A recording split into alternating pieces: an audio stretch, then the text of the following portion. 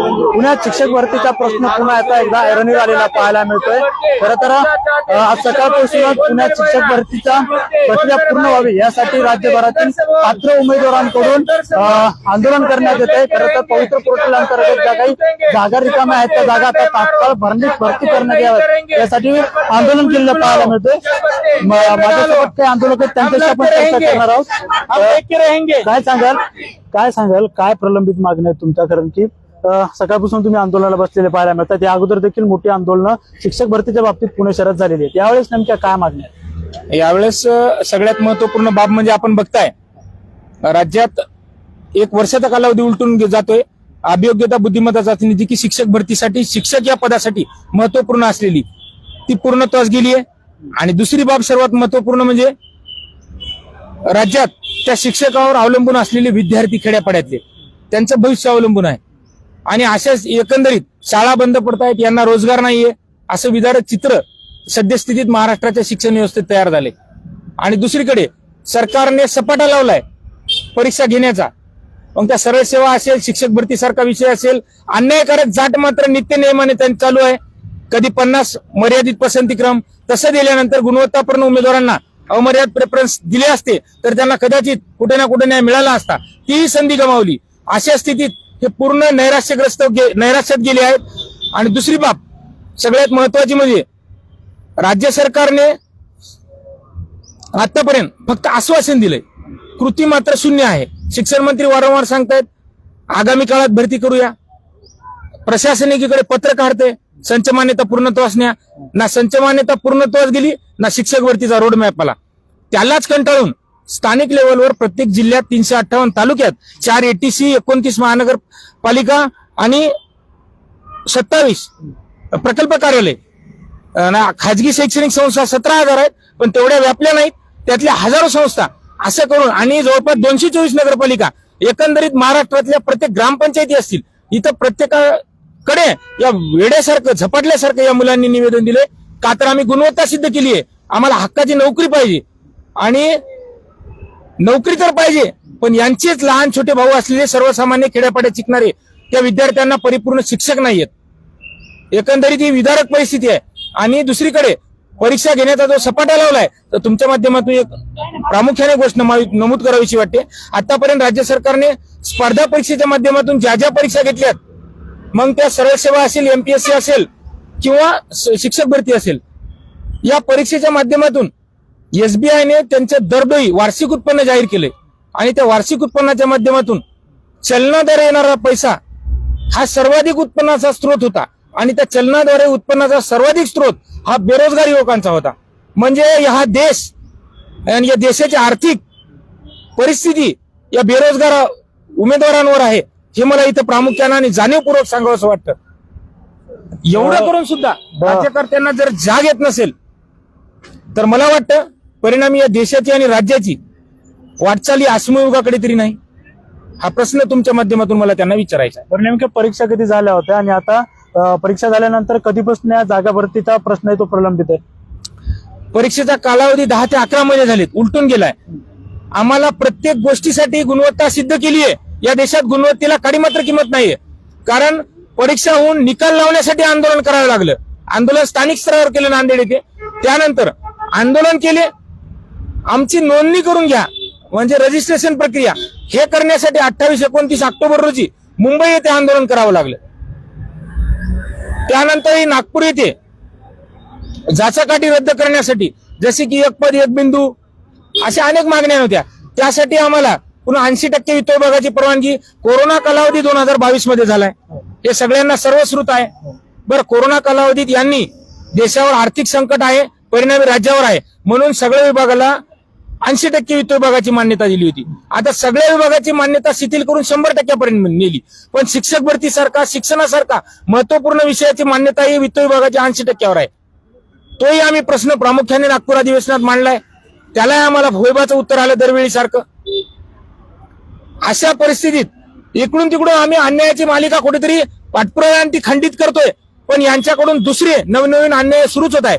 कधी आभासी सभेची, आयुक्तांच्या आभासी सभेच्या माध्यमातून शाळा समूहकरणाचा निर्णय म्हणजे खेड्यापाड्यातल्या शाळा बंद करायच्या, कलम 21A नुसार सगळ्यांचा शिक्षणाचा मोफत सक्तीचं शिक्षण हक्क आहे ना, हा देश संविधानावर चालतो. कुठेतरी हे राज्यकर्ते विसरलेत असंच मला म्हणावंसं वाटतं. कारण मोफत व सक्तीचं शिक्षण प्रत्येकाला मिळालं पाहिजे. आणि दुसरी गोष्ट, आता पूर्वी या सर्व पवित्र पोर्टलच्या माध्यमातून उमेदवारांना अमर्याद पसंतीक्रम होते. आता तेच अन्यायकारक निर्णय लादून मर्यादित पसंतीक्रम हा निर्णय लादण्यात आला. अशा अन्यायाची मालिका यांनी दररोज दर दिवशी लावली. या मुलांचं आयुष्य फक्त यांच्याशी लढा देण्यात आणि अन्यायकारक जी आर रद्द करून घेण्यात एवढ्याच व्यथित होतोय. अभ्यास करून गुणवत्ता सिद्ध करून नोकरी मात्र जवळजवळ दुसरू वाटते. आता राज्यभरातील एकूण किती पात्र उमेदवारामुळे रखडलेले सध्या राज्यभरात किती उमेदवार आहेत असे किती रखडलेत फक्त या भरती प्रक्रिया थांबल्यामुळे? 2,11,000 मुलं आहेत. अच्छा. हम्म. पूर्ण राज्यभरातून? पूर्ण राज्यभरातून. आणि एवढ्या मुलांना न्याय मिळू शकतो का? कारण यांची मानसिकता नाहीये. पण नेमकी कारण काय वाटतात? कारण की अगोदर देखील तुम्ही मोठी आंदोलनं केलेली आहेत, फक्त भरती प्रक्रियेचं कारण त्यामागे होतं आणि आता देखील तुम्ही मोठं आंदोलन केलं. मात्र राज्य सरकार वारंवार या गोष्टींकडे दुर्लक्ष करते.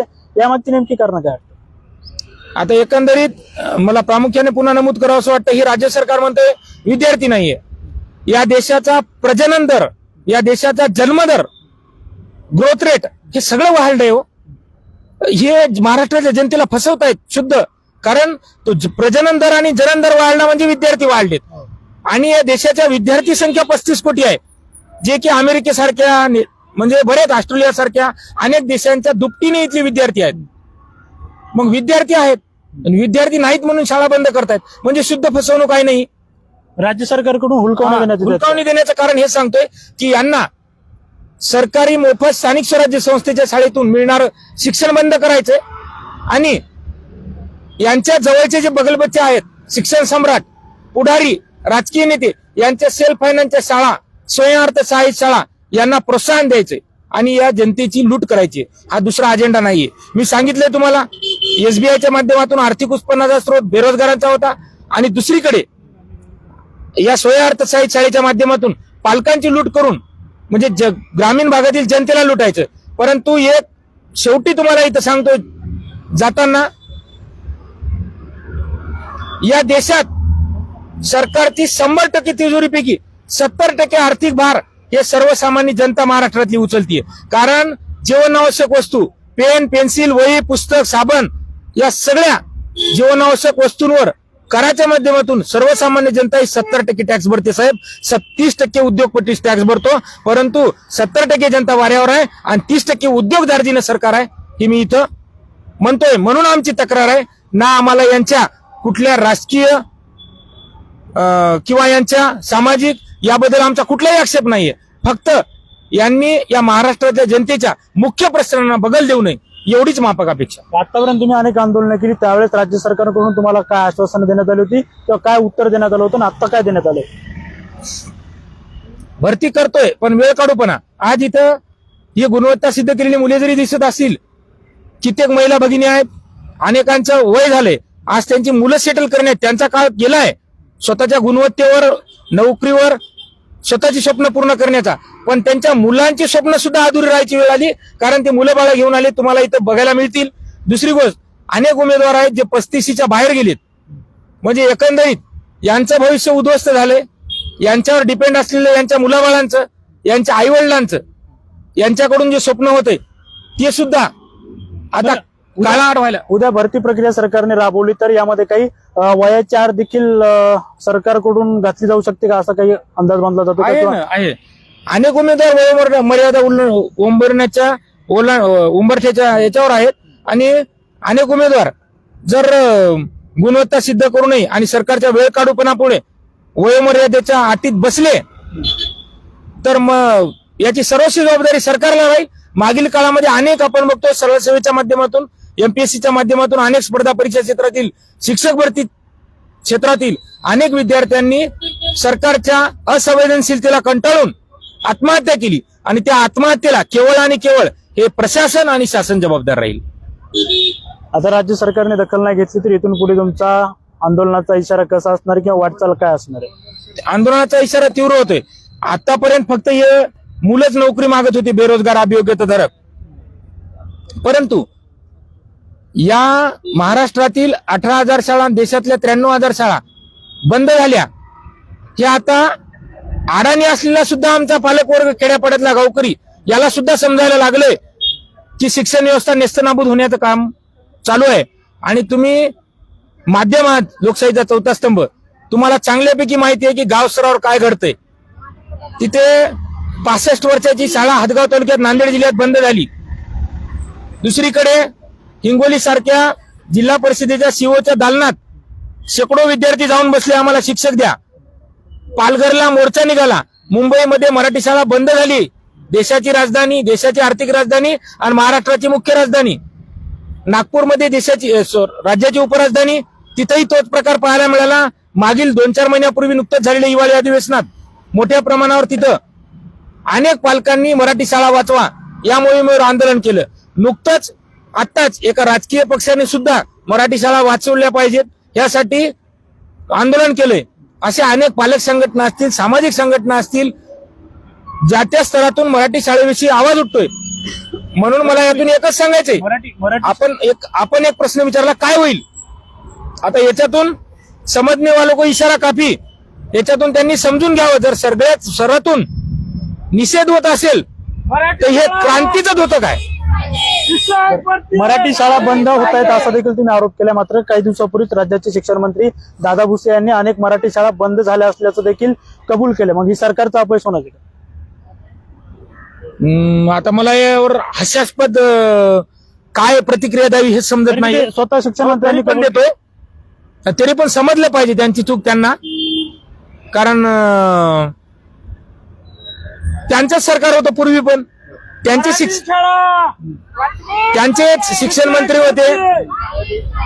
शिक्षण मंत्री होते केसरकर यांनी 500 पॅटर्न या गोंडस नावाखाली मराठी शाळा बंद करण्याचा घाट घातला होता, बरोबर. त्यानंतर महाराष्ट्रातून विरोध झाल्यानंतर तो निर्णय मागे घेतला. त्याच्यानंतर पुन्हा कमी पटसंख्येच्या शाळा बंद करण्याचा निर्णय त्यांच्याच काळात झाला. पुन्हा विरोध महाराष्ट्र जनतेचा मागे घेतला. त्याच्यानंतर पुन्हा दादाजी भुसे यांनी शाळा समूहकरण हा निर्णय घेतला. पुन्हा महाराष्ट्रातून आमच्यासारखा बेरोजगार बांधव, इथला पालकवर्ग, ग्रामीण नागरिक, राज्यकर्ते, समाजसेवक पुन्हा उठले, पुन्हा निर्णय मागे घेतला. पुन्हा आयुक्तांनी नुकताच 2 महिन्यापूर्वी आभासी सभेतून कमी पटसंख्येतल्या शाळा बंद करण्याचा घाट घातला. पुन्हा या महाराष्ट्रातून विरोध झाला.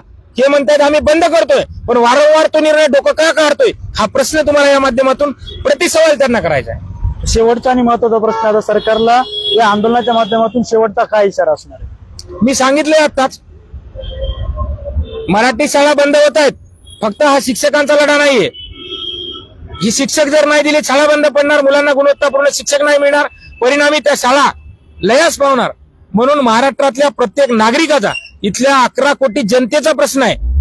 त्यामुळं आणि सर्व स्तरातून होणारा विरोध कधी जिल्हा परिषदेच्या सीओच्या दालनात, कधी शिक्षण मंत्र्याकडे, कधी नागपूर हिवाळी अधिवेशनावर, कधी मुंबईच्या आर्थिक मंत्रालयावर आर्थिक अधिवेशनावर, कधी शिक्षण आयुक्त कार्यालयावर, अशा ठिकठिकाणी शिक्षण क्षेत्रातील शिक्षक भरतीबाबत आणि शाळा वाचवण्याबाबत होणारा उद्रेक हे क्रांतीचं द्योतक आहे. आज जरी हे संविधानिक आणि शांततेच्या मार्गाने लढत असले, उद्याच्या काळात यांचं जर आयुष्य उद्ध्वस्त होत असेल, परिणामी यांच्या येणाऱ्या पिढ्यांचं आयुष्य उद्ध्वस्त होत असेल, ते व्यवस्थेचा गळा घोटायला कमी करणार नाही. म्हणजे आपण जर बघितलं तर शिक्षक भरतीची प्रक्रिया राबवण्यासाठी अनेक आंदोलक जे ते पुण्यामध्ये आज सकाळपासूनच आंदोलनाला बसलेले पाहायला मिळते. जवळपास अगदी 6 ते 7 महिन्यापूर्वी ही शिक्षक भरतीची जी परीक्षा होती ती परीक्षा घेण्यात आली होती. मात्र त्यानंतर जवळपास 2 लाख जे शिक्षक आहेत, पात्र उमेदवार आहेत, त्यांची भरती प्रक्रिया अजूनही प्रलंबित असल्याचं पाहायला मिळते. त्यामुळे आता या आंदोलकांकडून राज्य सरकारला एक तीव्र इशारा देण्यात आलेला पाहायला मिळतो. खरं तर मुंबईचं मंत्रालय असेल किंवा मग सरकारी कर्मचारी गव्हर्नमेंटचे जे काही कार्यालय असतील त्या कार्यालयात लवकरच आम्ही प्रत्येक जिल्ह्यात, प्रत्येक तालुक्यामध्ये निषेध मोर्चे काढू आणि राज्य सरकारला धारेवर धरण्याचा इशारा त्या ठिकाणी आंदोलकांनी दिलेला पाहायला मिळतोय. त्यामुळे आता राज्य सरकारकडून प्रलंबित शिक्षक भरतीची जी प्रक्रिया आहे ती कधी पार पडते आणि राज्यभरातील जवळपास 2 लाख पात्र उमेदवारांना कधी न्याय मिळतो हे बघणं आता महत्वाचं ठरणार आहे. निरंजन शेरकर, बकर लाईव्ह, पुणे.